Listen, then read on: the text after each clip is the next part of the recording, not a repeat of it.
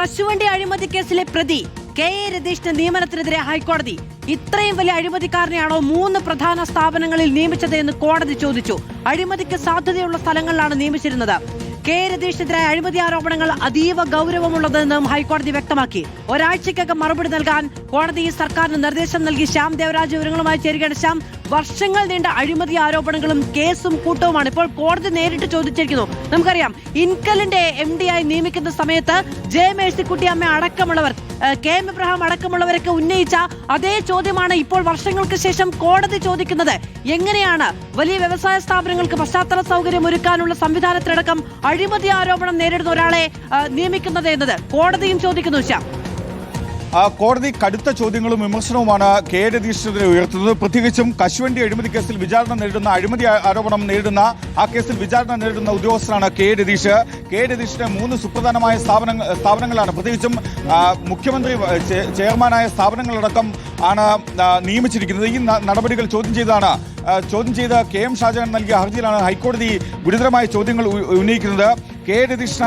K രതീഷിനെതിരായ അഴിമതി ആരോപണങ്ങൾ അതീവ ഗൗരവതരമാണ് എന്നാണ് ഹൈക്കോടതി സിംഗിൾ ബെഞ്ചിന്റെ നിരീക്ഷണം. ഇത്രയും വലിയ അഴിമതിക്കാരനെയാണോ 3 പ്രധാന സ്ഥാനങ്ങളിൽ നിയമിച്ചത്, സ്ഥാപനങ്ങളുടെ തലപ്പത്ത് നിയമിച്ചതെന്ന ചോദ്യവും കൂടി ഹൈക്കോടതി ഉയർത്തുകയും ചെയ്യുന്നുണ്ട്.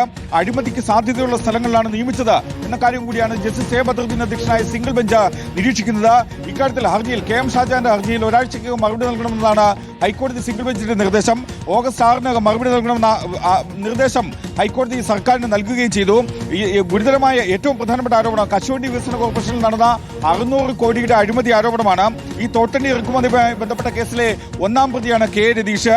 മാത്രമല്ല, ഇദ്ദേഹത്തെ പ്രോസിക്യൂട്ട് ചെയ്യാൻ CBIക്ക് സർക്കാർ നേരത്തെ അനുമതി നൽകിയിരുന്നു. ഹൈക്കോടതിയുടെ അടക്കം കടുത്ത വിമർശനത്തിന് പിന്നാലെയാണ് വ്യവസായ വകുപ്പ് അത്തരമൊരു അനുമതി ഉത്തരവ് ഇറക്കുകയും ചെയ്തത്. പക്ഷേ ഇങ്ങനെ പ്രോസിക്യൂഷൻ വിചാരണ നേരിടുന്ന ഒരാൾ ഇപ്പോഴും 3 സ്ഥാനങ്ങളിൽ, പ്രത്യേകിച്ചും khadi board secretary, Rutronix MD തുടങ്ങിയ സ്ഥാനങ്ങളിൽ കഴിയുകയാണ്. ഇത് പരമാധികാരത്തിന്റെ ലംഘനമാണ്.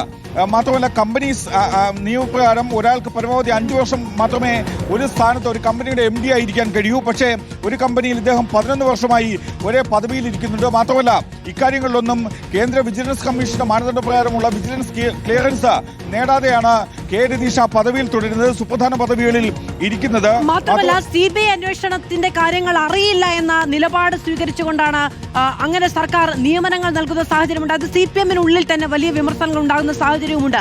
ഒരാളെ അതും ഇത്രത്തോളം കേരളം ചർച്ച ചെയ്യപ്പെട്ട ഈ തോട്ടണ്ടി ഇറക്കുമതി അഴിമതി അടക്കമുള്ള കാര്യങ്ങളൊക്കെ വലിയ രാഷ്ട്രീയ വിമർശനങ്ങളൊക്കെ ഉണ്ടായിട്ട് CBI അന്വേഷണത്തെക്കുറിച്ച് അറിഞ്ഞില്ല എന്നൊരു നിലപാട് സ്വീകരിച്ച് നടത്തിയ നിയമനങ്ങളെ കുറിച്ചാണ് അന്ന് വലിയ വിമർശനങ്ങൾ ഉണ്ടായത്.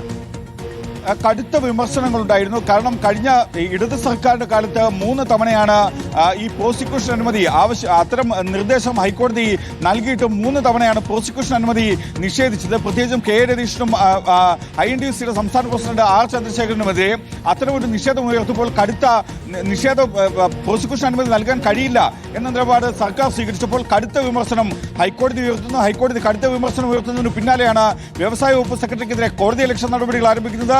ആ കോടതി ഇലക്ഷൻ നടപടികളിൽ അന്നത്തെ വ്യവസായ വകുപ്പ് സെക്രട്ടറിയായ AP മുഹമ്മദ് അനീഷിനെ നേരിട്ട് കോടതിയിൽ ഹാജരായി മാപ്പപേക്ഷ നൽകേണ്ടി വരുന്നു. നിലവിലെ സെക്രട്ടറിയായ കെ ബിജു IAS-നും നേരിട്ട് ഹാജരായി നിരുപാധിക മാപ്പപേക്ഷ നൽകേണ്ടി വരുന്ന സാഹചര്യം അടക്കമുണ്ടായി.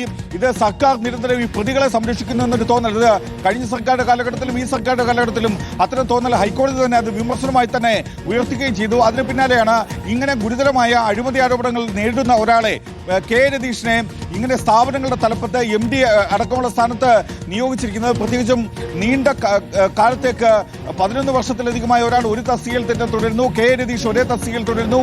ഇത്തരം നിയമനങ്ങളാണ് കെ എം ഷാജഹാൻ ഹൈക്കോടതിയിൽ ചോദ്യം ചെയ്തത്. അതിലാണ് ഹൈക്കോടതി വിമർശനം ഉയർത്തുന്നത്. മാത്രമല്ല, കെ രതീഷിനെതിരായ അഴിമതി ആരോപണങ്ങൾ ഗൗരവതരമാണെന്ന നിരീക്ഷണവും കൂടി ഹൈക്കോടതി നടത്തുന്നുണ്ട്. ഇത്രയും വലിയ അഴിമതിക്കാരനെയാണോ 3 പ്രധാന നിലപാടെടുക്കുമെന്നത് കൂടിയാണല്ലോ ആകാംക്ഷ. സർക്കാരിന് കോടതി നോട്ടീസ് അയച്ചിട്ടുണ്ട്. എന്ത് നിലപാടെടുക്കുമെന്നതാണ് ആകാംക്ഷ? സ്വാഭാവികമായും സർക്കാർ എന്ത് മറുപടി നൽകുന്ന കാര്യത്തിൽ നമുക്ക് ഒരു ആകാംക്ഷയുണ്ട്. അത് ഒരാഴ്ചയ്ക്ക് മറുപടി നൽകണം. ഒക്ടോബർ 6-നായിരിക്കും ഈ ഹർജി വീണ്ടും ഹൈക്കോടതി പരിഗണിക്കുകയും ചെയ്യുക.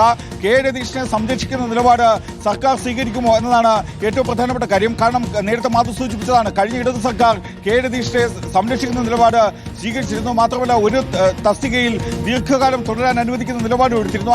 ആ നിലപാട് ഈ സർക്കാർ സ്വീകരിക്കുമോ, UDF സർക്കാർ സ്വീകരിക്കുമോ? ശരി, ശ്യാം ദേവരാജാണ് വിവരങ്ങൾ നൽകിയത്. കെ രതീഷിന്റെ നിയമനത്തിനെതിരെ കോടതി നിശ്ചിതമായ വിമർശനം ഉന്നയിച്ചിരിക്കുന്നു.